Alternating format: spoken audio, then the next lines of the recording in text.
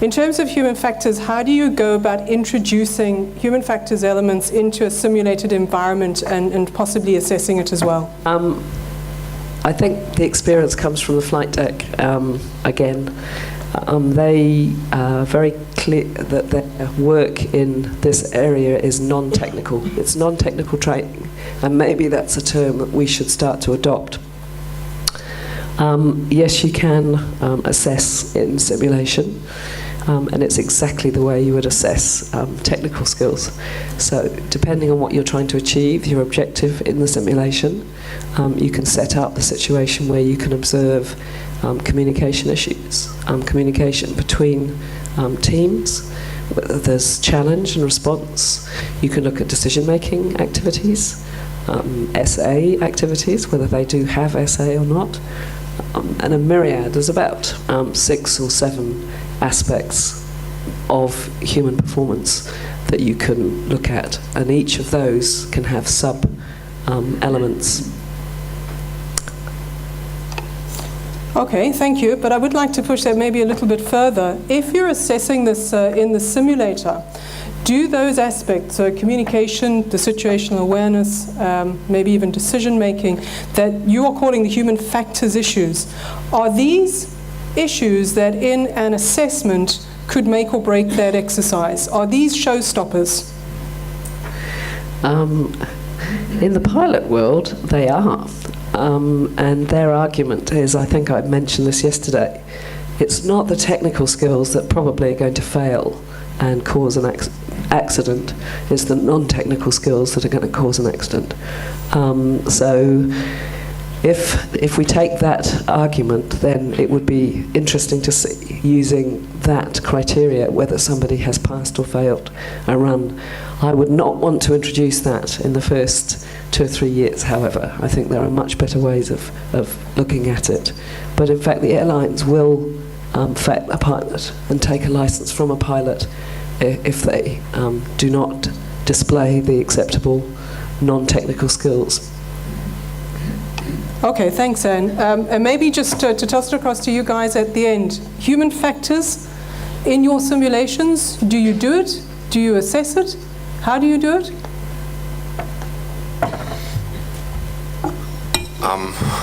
I think that's a pretty tough question, because everything the controllers do during continuation training, you can break it down to human factors actually, because if he, I don't know, if he has infringement of separation during simulation, you can break it down to bad decision making, you can break it down to loss of situational awareness, you can always drop it down to a failure or to human factors actually. So with the assessment we do during the refresher training is not based on human factors explicitly. So we, of course, we take a look into communication and situation awareness and decision making, but we're not assessing it as itself. Okay. Yeah, as we work in the same training organization, I just can confirm that. But definitely we are looking at it and we discuss it later on, but we do not assess it. Okay. Well, the non-technical skills are part of the package that go, and if you don't give numbers to it about it, it's still in the discussions. Helena. Okay, now that we are talking about the assessment,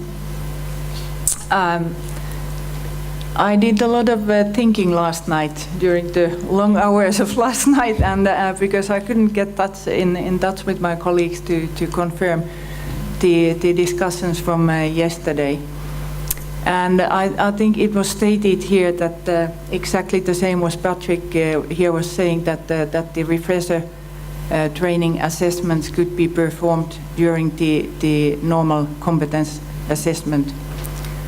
I didn't really agree with this fact yesterday, but after reading the regulation again, I have to admit that there's clearly a difference made between the refresher training and the conversion training, because the conversion training says that the assessment talks about assessment during the conversion training, whereas this is not the case for refresher training.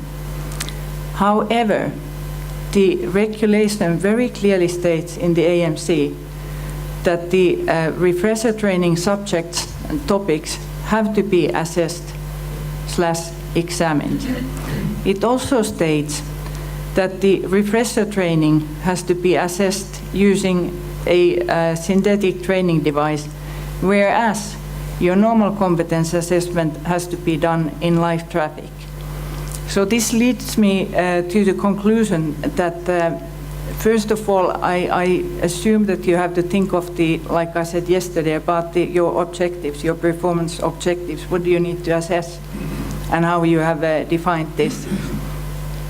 I fully do agree that when you want to train your controllers for example, to pushing them to their limits, then obviously this would not be something that you want to assess. Depends on how you define the objective.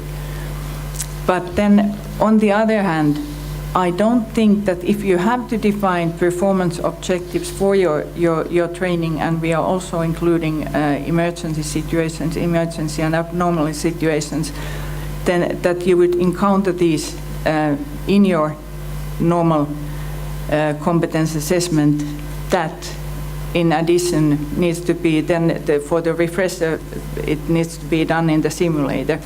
So basically you would need to make sure that you assess the refresher training somehow. I don't know how you do this if you use continuous assessment as, for example. Do you, when you define the method of assessment, make a list of your refresher training topics and tick a box when you observed something during the continuation assessment, continuous assessment? How do you address this if you have a dedicated assessment, and how do you address the emergency subjects would still be my question.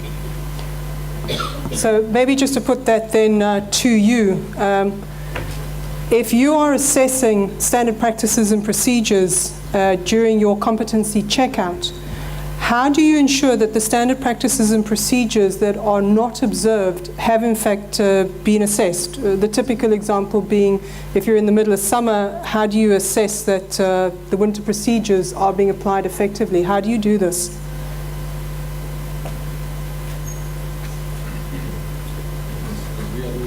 That's one of the reasons why we don't do dedicated checks, but we do continuous assessment, where we agreed with our NSA that we have to do at least, for every control, we have at least 3 to 4 assessments on all the positions per year. Even though when the license will be valid for 3 years, we agreed that we will send in a competency assessment at least once a year, based on at least having him assessed 3 times a year, which of course you have to go through all those points. So we, for us, for example, special low visibility procedures, it's standard in Luxembourg. So I don't see that as a special procedure. It's coming from October till March, May. So for us, this will be done during that period. Of course, I will not assess him on VFR procedures when it's LVP. The same goes in the summer when everyone is flying visuals or whatever, standard ILSs. I will not assess him on low visibility procedure, but it will be done every year, at least once, in one of the assessments we do. So that's the way I think that if you do continuous assessment, you can assess everything without doing refresher. Even emergencies. If I'm assessing someone on my continuous assessment, he's having an emergency, I will not stop my assessment. I will go on the assessment. I might have a little bit different look on it, how I do it, but I still will assess the situation and make sure that have a discussion with him about it later on, what could have been improved or not. But I still think you should not stop an assessment only because it's an emergency, because ATCOs have to handle emergencies, and they have to do it if they're assessed or not. Thank you. And anybody else?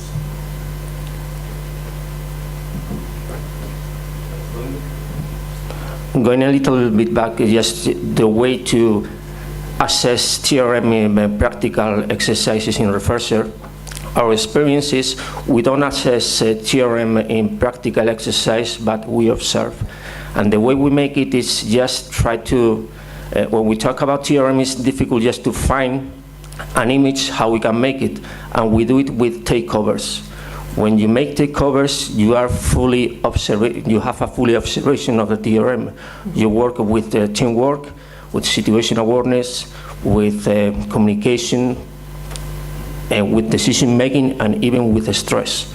So a takeover exercise could give you points to observe if the TRM is being included appropriate in the refresher exercise.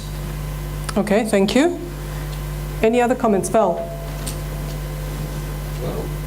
Well, I'm getting more and more confused now. I always thought that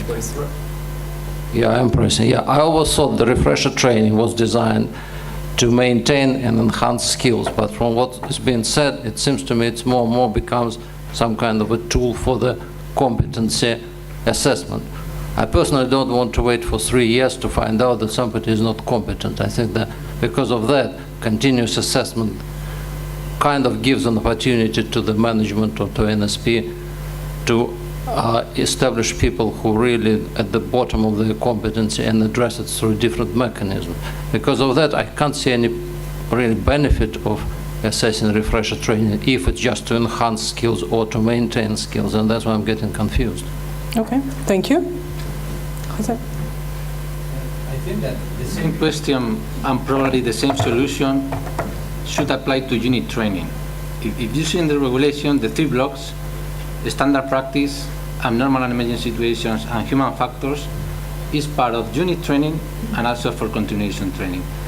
So the same question applies in unit training. When you are training one controller to obtain the unit endorsement, how can you assess that all abnormal and emergency situations are being trained and assessed? And so it's the same, because you will do a live traffic assessments probably for the unit endorsement. But what happens with the others? How can you assess that all abnormal emergency procedures and maybe human factors are assessed during unit training? If we close that and take the solution from this, maybe we can apply the same to continuation training, because I think it's the same philosophy. So that's an interesting viewpoint. If during unit training, and I guess also during initial training, if you are in fact assessing abnormal emergency situations, and then when you get to refresher training, the comment is that we don't do the assessment because we can't. How do you marry up those two views? Val? Well, we come to the same conclusion all the time as we did with the competency-based training. So I think we shouldn't be really fixating with refresher training only on ABAS, because it seems to me all that we're talking about all the time emergency situations. And I think everybody who worked in air traffic control or who flew the airplane, and I think Azan already gave an example about it, know that the worst emergency situation is the one that you never practice in most of them. That's what happens. Yep. So there isn't a mechanism by which you can just imitate every possible situation, tick the box and say somebody is competent. We have to look at the overall performance of individual and make a reasonable assumption or reasonable decision that this particular person is competent and competent to deal with those situations because they have enough knowledge, enough understanding, enough practical skills. I don't think any mechanism of assessing that is actually going to help us. Okay, thanks, Val. Patrick first, then Helena. I fully agree with you, because if I go as competent authority to the training organization, they have to provide me the evidence that the training organization ensures the competence of its ATCOs. That's the basic, and that's most important. Was there another hand here? No? Okay. We're good. Okay. Keep your finger down. Yeah, Austin Hallahan, Entry Point, North Ireland. I missed yesterday, okay, so I'm just catching up today, so my apologies in that. But there seems to be still some confusion here from what the answers I'm listening to here and the interpretations of this exam, of this assessment of refresher training. As I've heard different answers here. And are you operating under 340 at the moment? Yes, but we didn't have a refresher training under 340 so far because we had the last one last year, so we were not compliant then. It was nearly compliant except the part of assessing it. But this is the grey area now, isn't it? Yeah. Yeah, this seems to be the grey area across the floor here, I think. Yeah, and to me, for training organisations, we really need a definition or a clear line from EASA on this point, because I'm getting an interpretation of different people have different interpretations of what's required from the section in this documentation.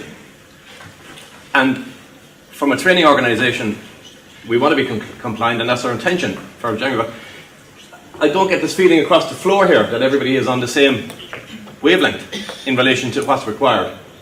So, are we there yet? I don't think so. And that's the point I'd like to make there, so thanks.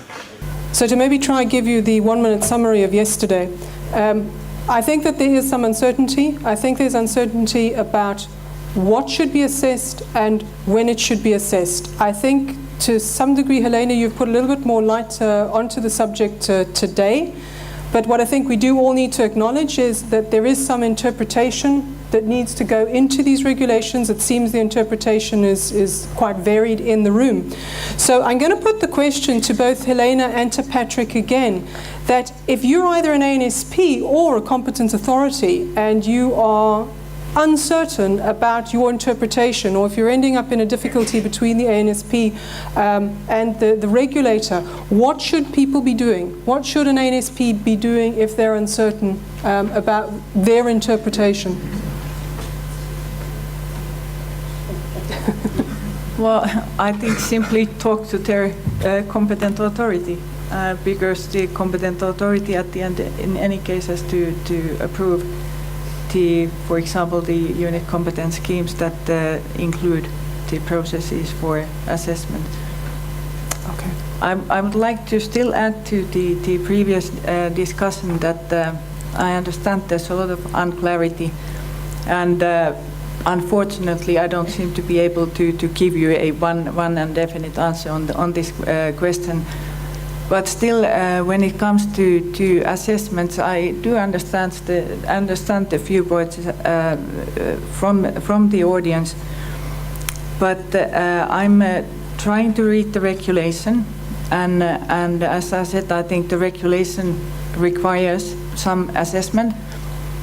And for me, as I said earlier, I think the gentleman from Luxembourg was referring to the continuous assessment, and that during all these assessment sessions, it could be possible to address the all sort of procedures, even those that you don't standardly practice. But my counter question would then be, how does this relate to the subjects and topics, objectives that you have defined for your refresher training?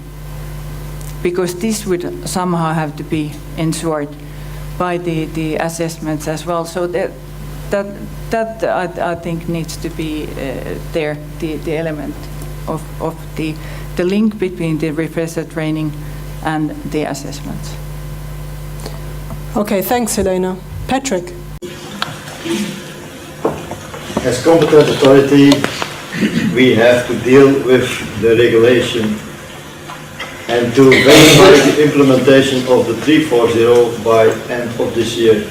So what we did as competent authority towards our training organization is to verify that their unit competence schemes contained trainings foreseen and the assessment. And as Helena yesterday told, every ATS related training for an ATCO is subject to approval by the competent authority. Our training organizations send whatever refresher and conversion training for approval, and it contains the topics, the objectives, and the assessment methods. Whether we go now in detail to the assessment itself, that will be part of our future work, because if you have to deal very detailed with those assessment methods now prior to the end of the year, you will not implement the regulation completely. That's my opinion.